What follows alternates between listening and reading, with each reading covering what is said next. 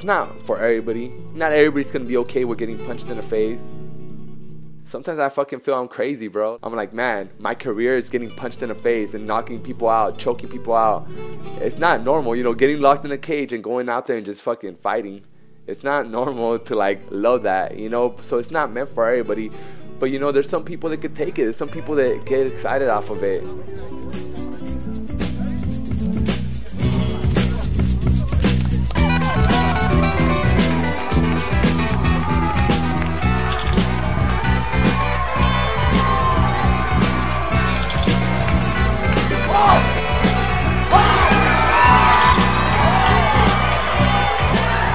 To my left, fighting out the Nitro into your red corner from San Diego Combat Academy is Richie.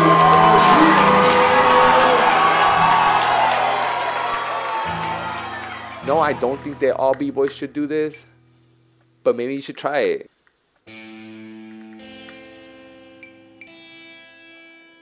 Some b-boys should get punched in the face just so they could know how it actually feels. You know, maybe they'll start getting their attitudes correct and stuff, you know. A lot of people get babied, you know, but it's definitely not for everybody. Now that I'm fighting people, I don't think they should be scared of me, but they should not be so aggressive against me and my crew. Other than that, I'm a super nice guy, super mellow, you know. It's a sport, it's an art, you know. So not necessarily I want to attack people or nothing, but just kind of, if you're going to talk shit, know who you're talking shit to type of situations. A lot of people were not scared, but I guess intimidated by like my size. I had a big old mohawk, you know, boogie, you're boogieing down. It just made sense to have kind of like both of the names combined into one, you know.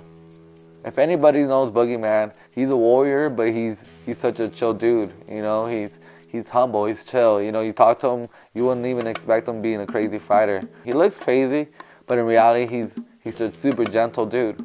But he has that boundary, especially when people try to bully you, you know. It made it hard for us to go to jam sometimes and enjoy it. When the Boogie Monster comes out, I can't even tell him what to do. He does what he has to do. You know, and times he felt he had to knock some dudes out at b-boy jams, you know, because they crossed the line.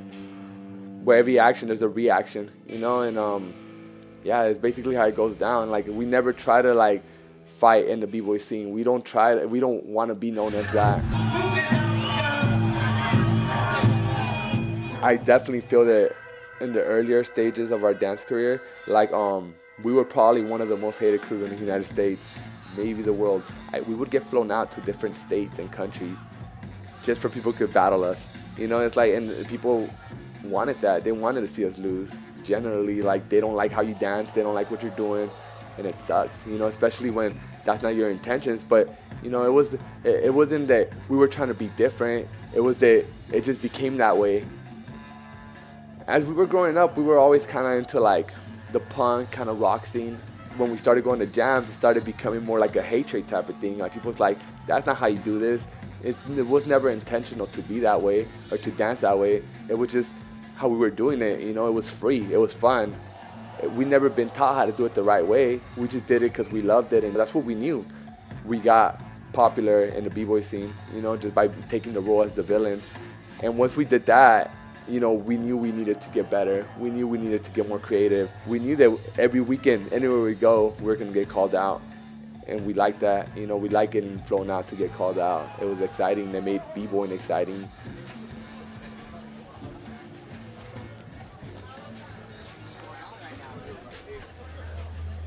You know, I got into jiu-jitsu through some friends, you know.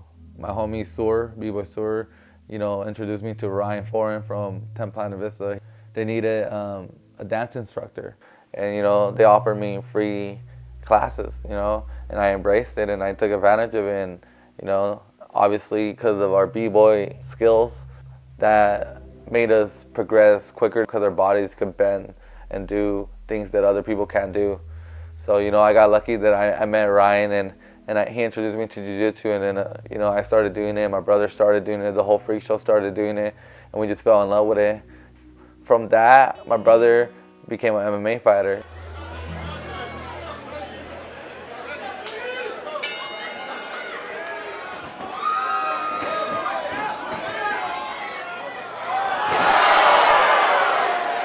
know, when I go in there, I try to go for the kill. You know, it's basically the same thing as going for a blow up. You know, when we go in there, we try to throw a sick ass blow up, and then we go with the flow, and then the blow up at the end. That's usually how our b-boy rounds go. You know, and that's exactly what I do in MMA or in jiu-jitsu. I try to blow it up as fast as I can. If not, I settle down, you know, establish my position, then I try to go for the kill again. So I try to transfer the same game plan that I used in my b-boying to my MMA or jiu-jitsu.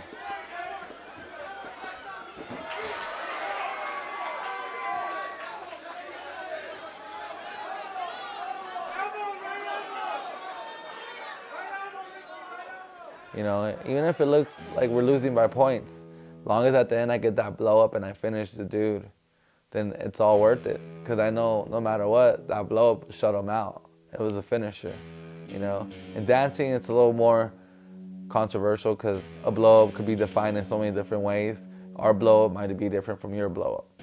But in fighting and jiu-jitsu, it's always the same blow up.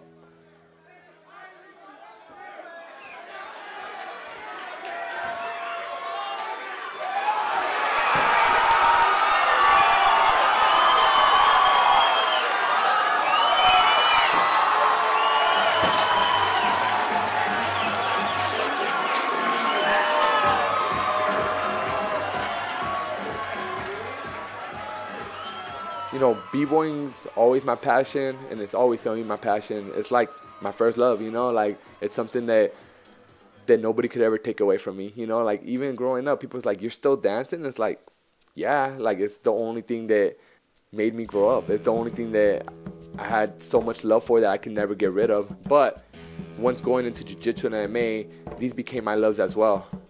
I can't choose one over the other. Some days I do all jiu-jitsu, some days I do all MMA, but no matter what, I always put b-boying in there. You know, I always gotta show love to that. It's like I have 3 loves, you know, and it's like without one, I couldn't be the other. This is who I am. Like my DNA it's set for life, you know. I'm a b-boy that does jiu-jitsu, that fights MMA.